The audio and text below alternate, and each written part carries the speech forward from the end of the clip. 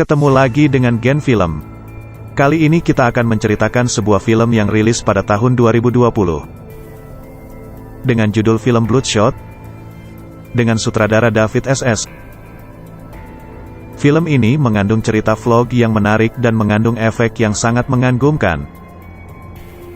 Dengan menggunakan Vin Diesel sebagai aktor utama, ia menambah aksi menakjubkan. Untuk mengetahui keseruan film ini, mari simak cerita selengkapnya.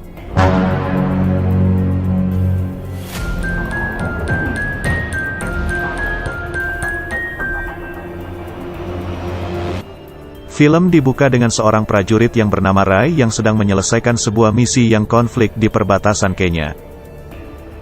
Ray menyelesaikan tugas tersebut dengan meratakan semua kelompok teroris dan Sandra dapat diselamatkan.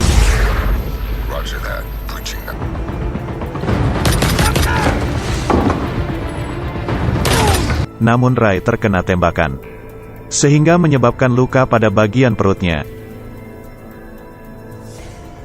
Setelah aksi tersebut, semua para prajurit kembali ke Italia termasuk Ray.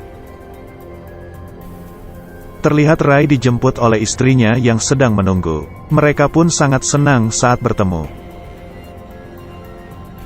Ray mengisi hari liburnya setelah berperang bersama Gina istrinya. Mereka pergi ke Malikos di Italia. Mereka pun menghabiskan waktu berduaan sebagai suami istri. Suatu pagi, sewaktu Ray hendak mandi, Ray mendapati sekelompok orang yang mengadakan penyerangan terhadap dirinya. Terlihat Ray berusaha melakukan perlawanan. Namun akhirnya Ray tertangkap dikarenakan obat bius yang ditancapkan pada badannya. Seketika badan Ray lemah dan tak sadarkan diri. Setelah sadar, Ray mendapati tubuhnya terikat di kursi dan tak dapat bergerak. Kemudian muncul pimpinan orang yang menangkap Ray. Orang itu bernama Martin. Ray diinterogasi oleh Martin, menanyakan siapa informannya di Mombasa saat kejadian lalu. Namun Ray tidak menjawab. Martin yang karena kesal, bawa Gina yang sudah tertangkap ke hadapan Ray. Di hadapan Ray, Gina dibunuh oleh Martin. Ray yang juga tidak bisa menyebut informan tersebut akhirnya ditembak mati oleh Martin. Selanjutnya Skin berpindah ke markas RST. RST merupakan tempat milik militer Amerika Serikat yang membuat teknologi robot untuk kepentingan militer Amerika Serikat. Terlihat tubuh Ray di atas tempat tidur dipenuhi dengan alat bantu. Ternyata di tempat ini Ray yang mati sebelumnya dihidupkan kembali oleh teknologi yang berasal dari RST. Ray pun tersadar dan bingung dengan apa yang terjadi. Kemudian datang anggota dari RST bernama Kitty dan Dr. Emil. Dr. Emil merupakan kepala dari fasilitas SFT dan Kitty adalah tangan kanan Dr. Emil. Kemudian mereka menjelaskan pada Ray mengapa Ray ada di sana. Mereka mengatakan pada Ray bahwa dirinya sudah mati, kemudian jasadnya didonorkan oleh militer ke RST untuk dijadikan bahan percobaan pergabungan nano robot dengan manusia. Ray adalah proyek pertama mereka yang sukses dihidupkan oleh RST. Kemudian cerita berlanjut dengan Dr. Emil mengajak Ray mengelilingi fasilitas RST. Dr. Emil kemudian menunjukkan kecanggihan tubuh Ray yang sudah digabungkan dengan teknologi nanorobot.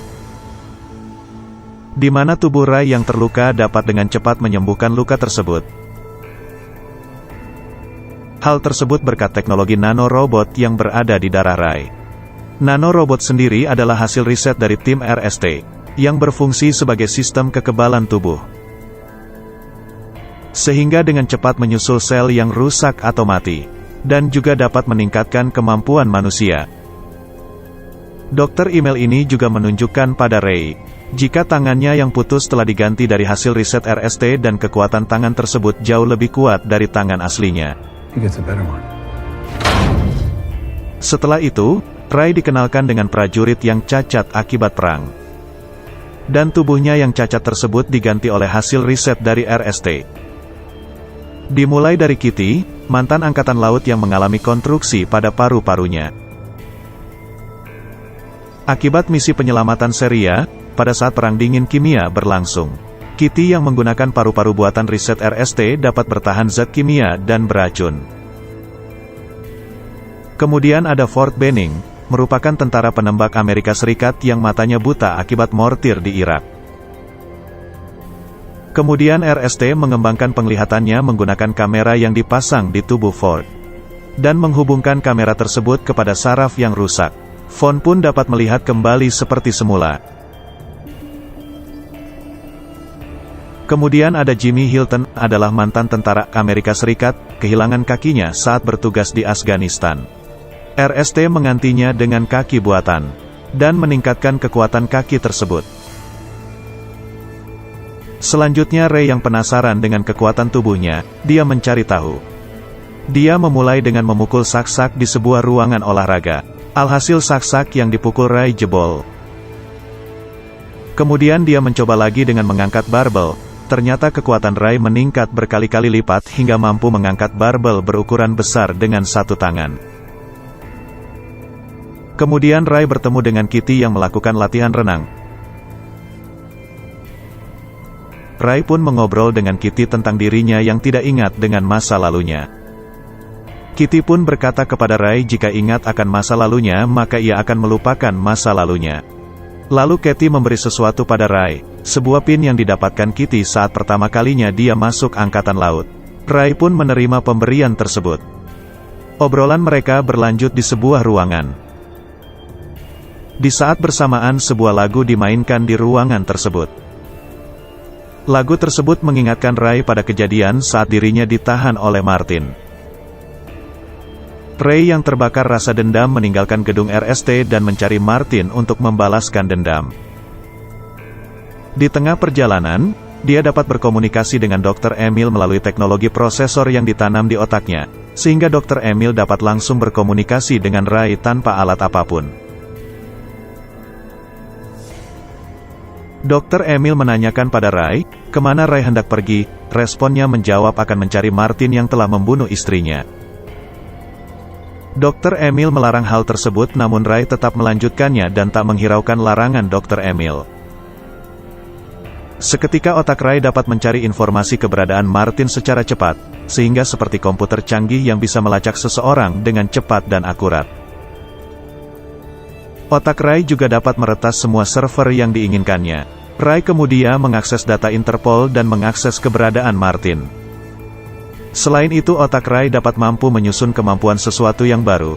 Terlihat Ray secara langsung dapat menggunakan pesawat terbang hanya dengan menggunakan panduan pilot melalui sebuah server. Pesawat tersebut menuju Budapest. Di sana terlihat Martin sedang keluar dari sebuah gedung dan dikawal oleh beberapa penjaga. Akhirnya konvoi Martin memasuki sebuah terowongan. Di terowongan konvoi dihadang oleh Ray yang sedang mengadakan aksi balas dendam.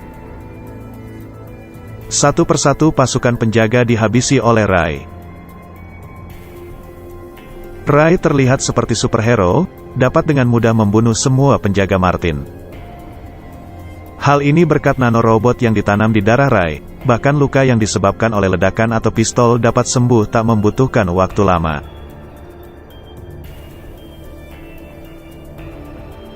Setelah melakukan aksi balas dendamnya terhadap Martin, Ray pun kembali ke markas RST. Di markas RST terlihat Ray yang lemah serta ditunggui oleh Jimmy.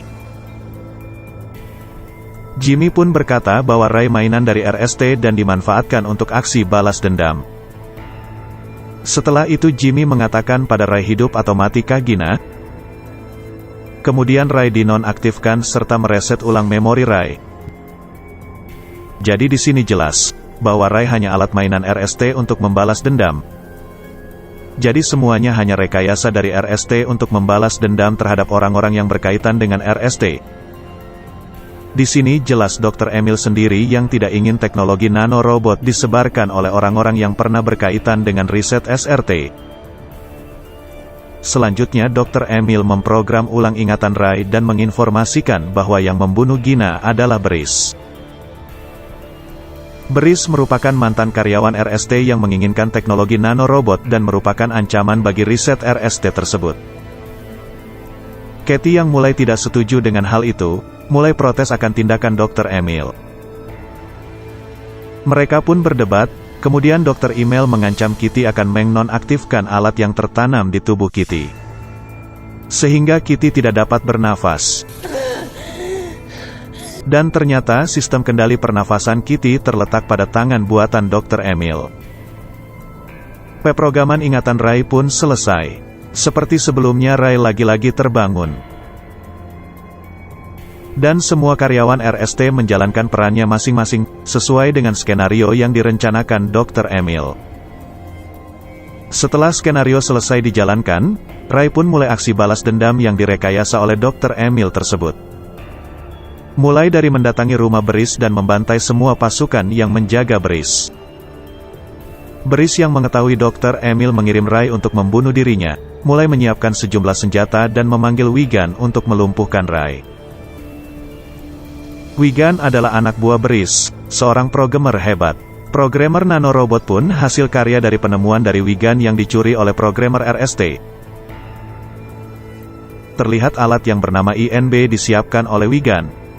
Alat tersebut adalah sebuah alat kejut magnetik yang berfrekuensi besar dan dapat menonaktifkan program nanorobot.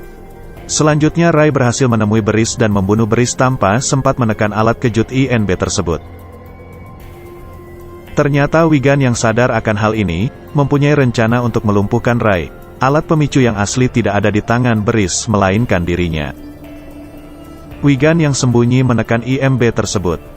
INB diaktifkan seketika listrik di kota tersebut mati. Akibat gelombang yang dihasilkan oleh INB tersebut, semua tim RST panik karena kehilangan visual dan komunikasi dengan Ray. Hasil riset bernilai miliaran tersebut pun hilang. Wigan berhasil melumpuhkan Ray dan membawa Ray ke tempat persembunyiannya. Wigan pun mencoba menghidupkan kembali tubuh Ray dengan mengalirkan listrik ke tubuh Ray. Akhirnya Ray hidup kembali. Setelah Ray tersadar, Wigan menceritakan bagaimana Ray dihidupkan kembali dengan ingatan pembunuh istrinya yang berubah-ubah. Wigan yang mengetahui tersebut bahwa hasil rekayasa dari RST dengan manipulasi pikiran Ray untuk membalas dendam, kemudian Wigan menjelaskannya kepada Ray. Dengan informasi yang diberikan oleh Wigan, Ray mulai berpikir, apakah Gina masih hidup atau tidak? Ray pun mulai mencari keadaan Gina dari Max headphone yang diberikan Wigan. Singkat cerita, Ray pun menemukan Gina di kediamannya. Gina pun masih hidup. Dan ternyata hubungan mereka sudah lama berakhir. Terlihat raut wajah Ray yang kecewa dan patah hati. Ray pun pergi dari kediaman Gina. Namun pada saat di perjalanan, Ray dihadang oleh dua orang tim RST, Jamie dan Ford, yang ingin membawa Ray kembali ke markas RST. Ray yang sempat melakukan perlawanan tersebut. Akhirnya Ray dapat dilumpuhkan dengan senjata kejut yang ditancapkan pada tubuhnya. Kembali pada RST, Dr. Emil yang mengetahui keberadaan Wigan pun menugaskan Katie untuk membunuh Wigan. Katie melakukan tugas tersebut, namun Katie tidak membunuh Wigan, akan tetapi bekerja sama dengan Wigan untuk menghancurkan RST dan menyelamatkan Ray dari genggaman Dr. Emil. Katie yang kembali dari tugas tersebut berpura-pura seakan Wigan tak berhasil dibunuh dan berhasil kabur. Mengetahui Wigan yang belum mati, Dr. Emil memprogram Ray untuk membunuh Wigan. Di tengah program dijalankan, Katie yang merencanakan untuk menghancurkan RST, memasukkan virus ke dalam server RST. Dibantu oleh Wigan untuk meretas sistem RST yang memang sistem tersebut buatan Wigan. Dengan mudah Wigan mengacaukan semuanya. Alhasil peprogram Dr. Emil gagal. Ray yang tersadar tetap mempunyai ingatan sama sebelum dia ditangkap. Dr. Emil yang mengetahui Katie penyebab kegagalan pemrograman tersebut, langsung mendatangi Katie yang berada di ruang emulator. Dr. Emil yang ingin mematikan sistem pernafasan Katie, tidak dapat melakukan hal tersebut dikarenakan sistem yang sudah diretas dan dikuasai sepenuhnya oleh Wigan. Dan Dr. Emil pun kabur, melarikan diri. Kemudian Katie melakukan penghancuran guna menghilangkan data yang pernah diriset oleh RST.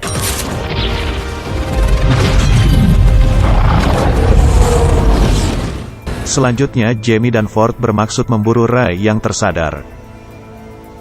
Pertarungan pun terjadi antara Ray dengan kedua anggota RST tersebut. Akhirnya pertarungan tersebut dimenang oleh Ray.